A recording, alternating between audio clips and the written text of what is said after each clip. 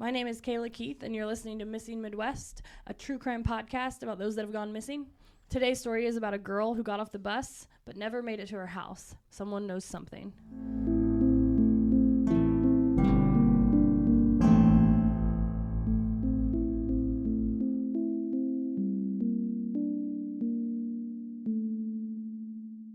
Hello. Hey. What's up? Not much. We're back for another episode of Missing Midwest. Yep. Any announcements? Valentine's Day coming up. Yes. Coming up. Get your flowers from the Jefferson House of Flowers. Yes. Tell your dudes, all the dudes in your family, be looking out for everybody. They want to go to the Jefferson House. Yeah, you want to see that black and white ribbon. Yeah. Do not order from an order gatherer. Like 1-800-Flowers, Pro Flowers, Ava's Flowers, all those people online. They aren't actual florists. They just send your order to a florist, but with like 1/4 of the money that you gave them. So you're going to get something really small and you're going to be disappointed, and people complain about it all the time.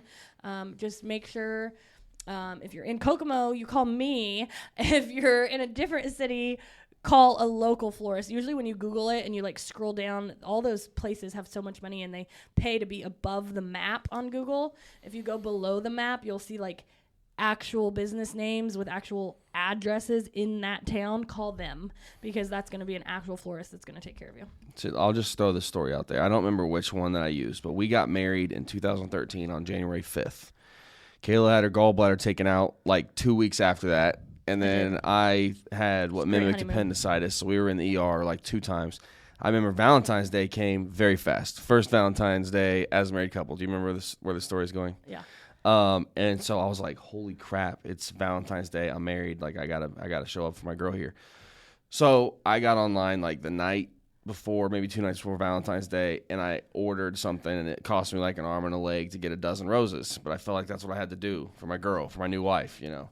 And it gets delivered in a box, and I open the box, and there's like a vase and like 12 roses all tied up and nothing else. And I didn't know what to do. And so I just like poured water in a vase and like sat the 12 roses in there, and it did not look good. And There's a big difference between like when people ask about like what's a flower. There's like they're designed, like they're arranged flowers. They come with like greenery and like filler and babies or something, a nice pretty bow. Yeah, Pro Flowers. I could have saved a bunch of money, and it would have looked a box of flowers. way better. And I could have got it delivered, and it's still been nice, way cheaper. But it would have been cheaper. And I'm just saying.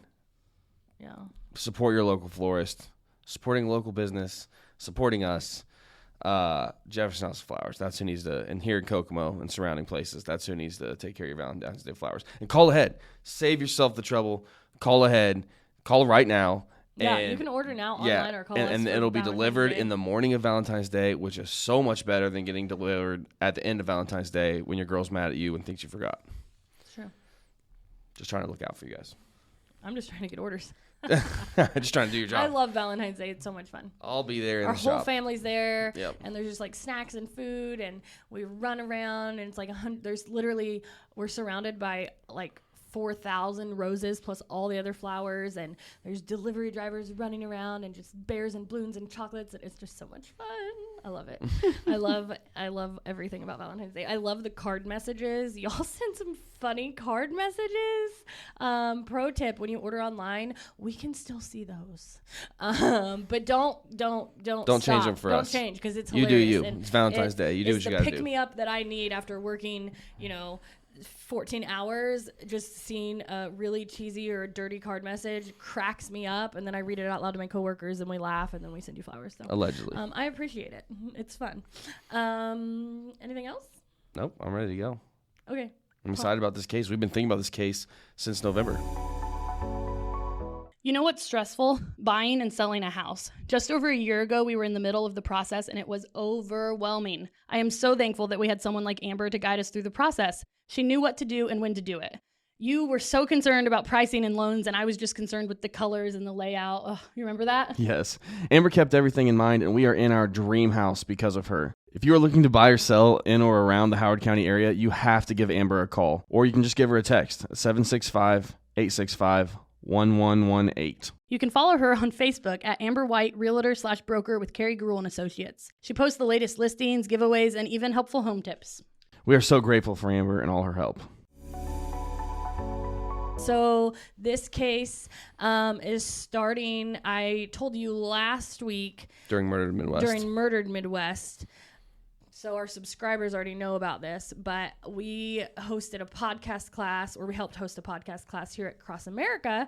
And when it was over, this girl came up to me. I believe her name was Amanda. Shout out Amanda. Thank you. Yeah. She came up and she's like, hey, do you take case suggestions? And I was like, of course I take case suggestions. And she's like, okay, well, I'm from Wisconsin, a little town called Spooner, Wisconsin. And there's like 3 people either missing or murdered from there. And I was like, what? All from the same graduating class.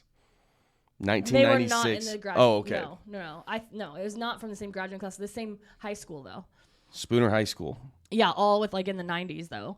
And yeah, she's like, yeah, there's 1 girl missing, 1 girl's murdered, and like 1 guy was murdered. And I'm like, I'm glad that you made it out. Like, yeah, seriously. Congratulations. But okay. So I wrote those names down, and I've been wanting to do these cases. And so last week for Murdered Midwest, if you're not a subscriber, we did the Wisconsin suitcase murderer, which was absolutely terrifying. Yeah. And I figured let's just keep rolling with Wisconsin and try to convince you all, I guess, to not go there, because I don't know what's happening over. No hate to Wisconsin, but like figure it out. Yeah. Is it over in Wisconsin? Up there in up there in Wisconsin? It's great. Getting wild.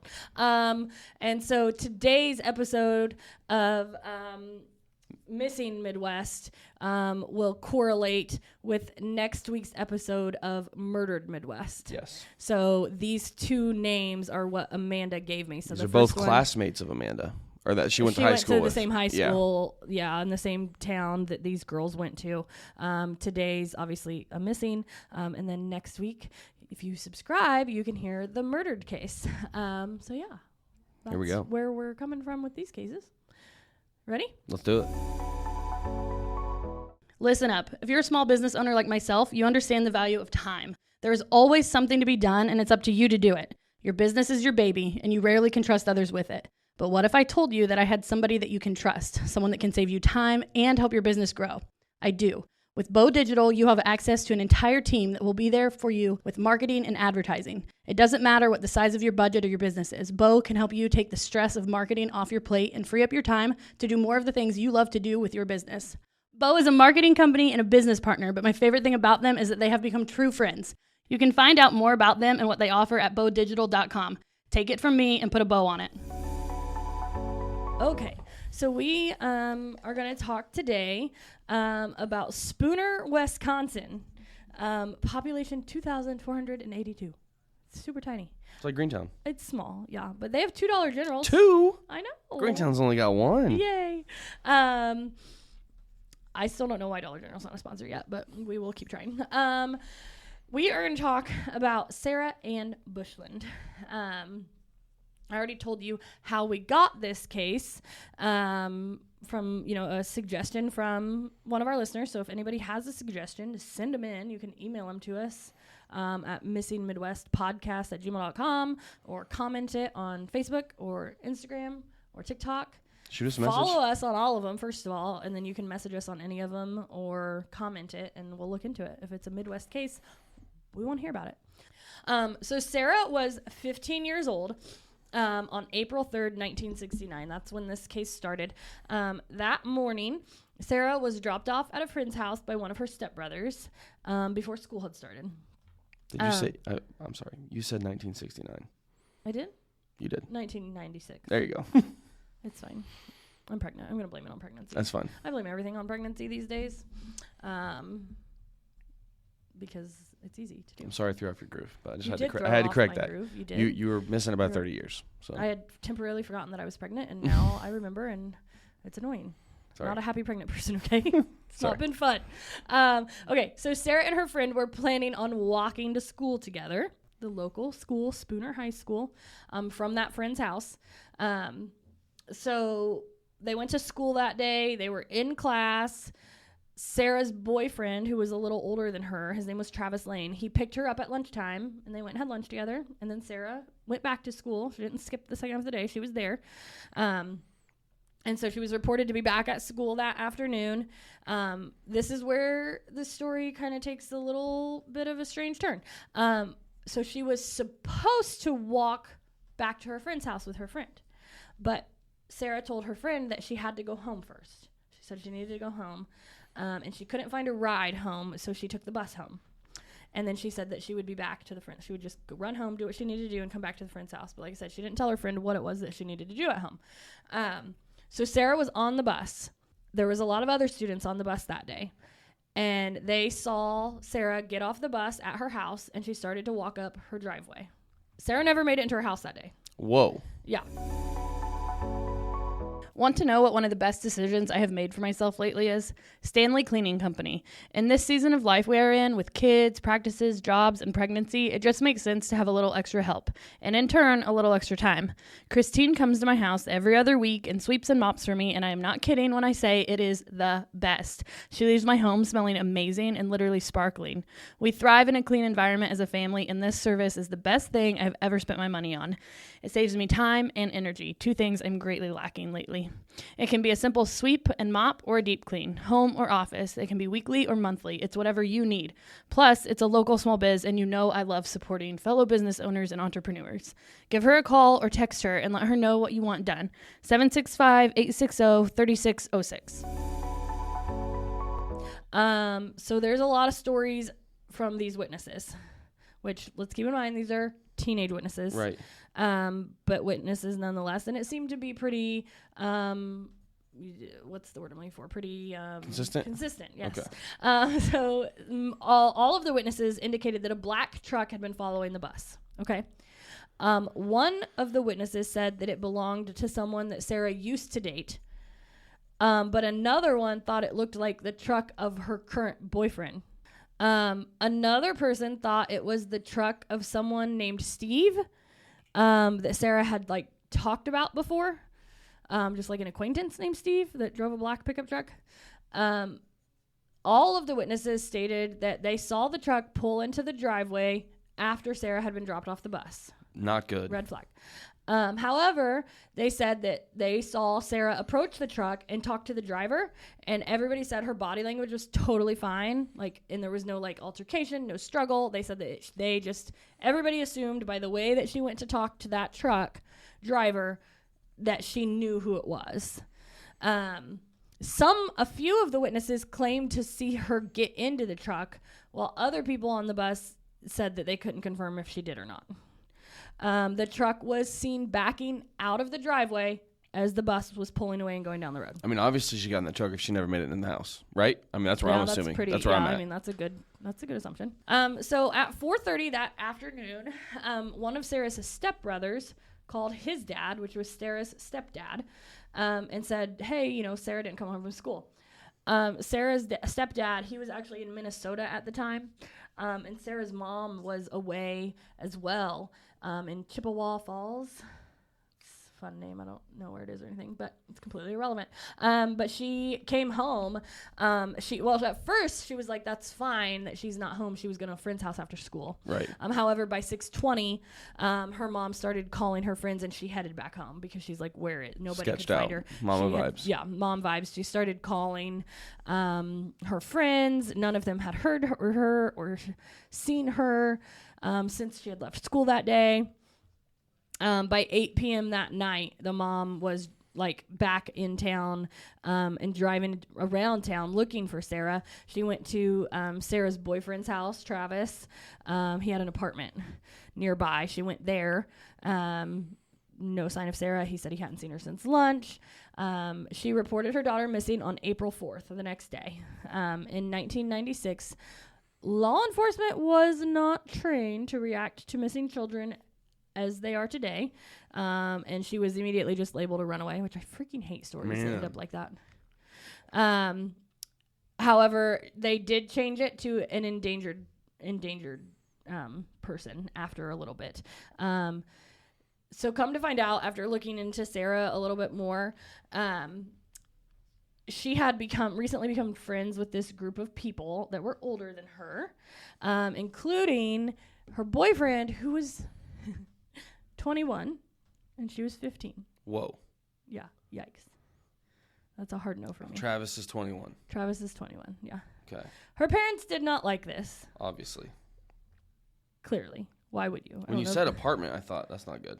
Yeah. They told her she couldn't date until she was older. And she was like, watch me. Like any teenage girl would probably do. She just continued to do it.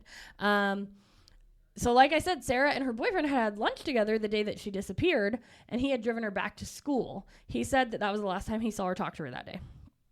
Sarah's family fully believes that she was taken and harmed by someone that she knew. They said she would absolutely not have gotten in the car with a stranger.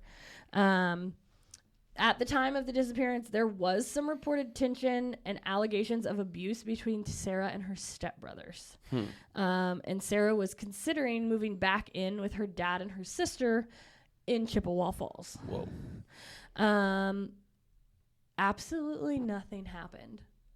Like, searches happened, but they never found her. They never found signs of her. Like, she literally disappeared from the end of her driveway that day. So she got in somebody's up and vanished. Probably got in a black truck and left.